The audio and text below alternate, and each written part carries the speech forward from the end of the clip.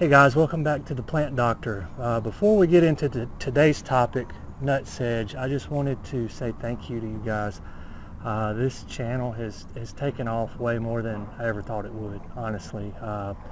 Last I checked, we're like 200 subs away from being subscribed, and to think that I started this in COVID to share videos with my horticulture students, and here we are about a year later, and I'm just kind of putting up a video once every week or two, and we're almost monetized. It's really cool.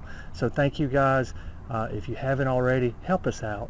We're so close. Hit the sub button down there, hit the like button down there, and my plan is any revenues that we get here early on with the channel is to dump them back in the channel. I'm filming with a cell phone. I've got a cheap mic off of Amazon, and that's what I'm running with. And I'd like to do some quality content for you guys and up the game a little bit, so that would help us out a lot. But moving on to the topic at hand, I want to talk about this guy. This is Nutsedge, and I'm going to put some B-roll film up to show you what it looks like in the yard. Okay, so this is Nutsedge. I tried to get a good root sample. The grass here is the ground's starting to harden up a little bit after some rain. I was hoping I could get the actual nut up, but I couldn't.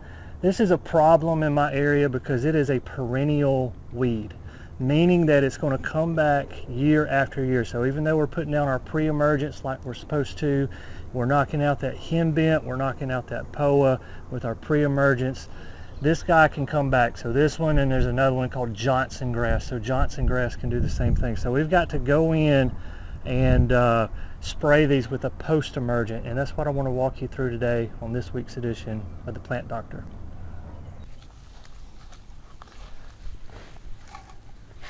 So the product we're going to use today is Image, and so Image does a really nice job in the summertime, because as long as the temperature is below about 90 degrees, you can get away with putting this down on Bermuda, and it's not really going to yellow it up.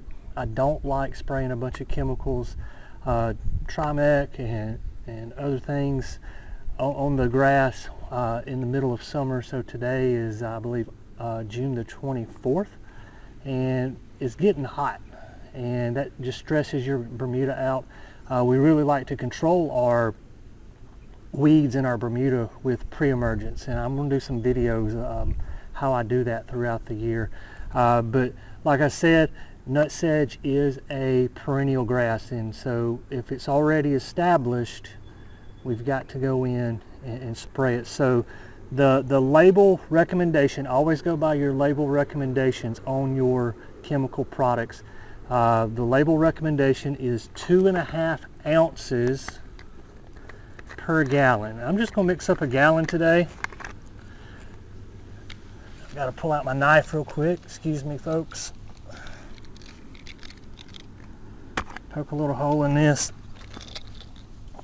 It's always handy to have a little Swiss Army knife or something like that on your keychain for moments like that. And I'm going to put 2.5 ounces in my cup. Doesn't take a whole lot. And put it in here. One thing that I want to make very clear is if you're using a pump sprayer for multiple chemicals, one thing you need to do in between each chemical application, if you're swapping from one chemical to another, for example, say that I was spraying weeds in my flower beds with Roundup with this, okay, I was just going around and just hitting them real quick, spot spraying them. I don't want to go put Image back in there immediately and then start spraying, because there's going to be some Roundup residue. So what you want to do is rinse out your tank. I do what's called a triple rinse.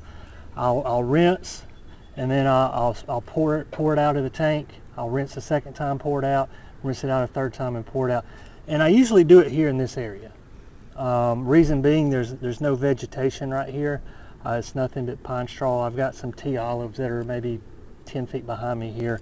I don't have to worry about any chemical crossover, even if I'm using something that's systemic like Trimec that can be taken up by roots. I'm far enough away from plants that this should be a good area to clean the tank. So always, always, always, when you're swapping between chemicals, make sure that you're cleaning this guy out, because you may have some unwanted results in your yard if you don't do it that way.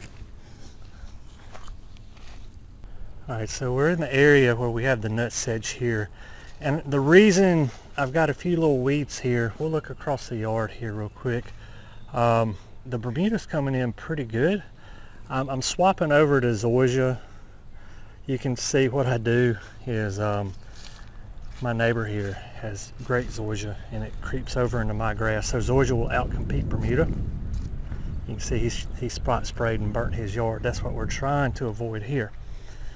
Okay, so what I do is over here is I take post hole diggers and I take little plugs of Zoysia out, and I put it over here in my Bermuda grass, and it's slowly but surely taking over. On the far side it's really done good, and then you see this thin spot here. That's where I disturbed the soil and put in some Zoysia this spring, and so that's why you see a few little thin areas. That's where I kind of dug around. But I take the plug from the Zoysia grass, bring it over here. The plug of Bermuda I take up, I turn it upside down, and I come back over here and put it in the hole upside down in the Zoysia. You can't even see where I took it from now. It'll just go right back over. So a little trick there for you guys. But let's get back to what we were originally talking about here. Nutsedge. Okay, so what I'm going to do, this is not a foliar uptake. This is going to be taken up by the roots. So I'm going to put my nozzle down on almost a jet stream. I don't want to spray a fine mist here. I have an adjustable nozzle on the backpack sprayer, and so we want to put the nozzle at the base of the nutsedge and just give it a little squirt so it gets down into the root zone, and that should clean this up here. I always get a little weed outbreak in this corner.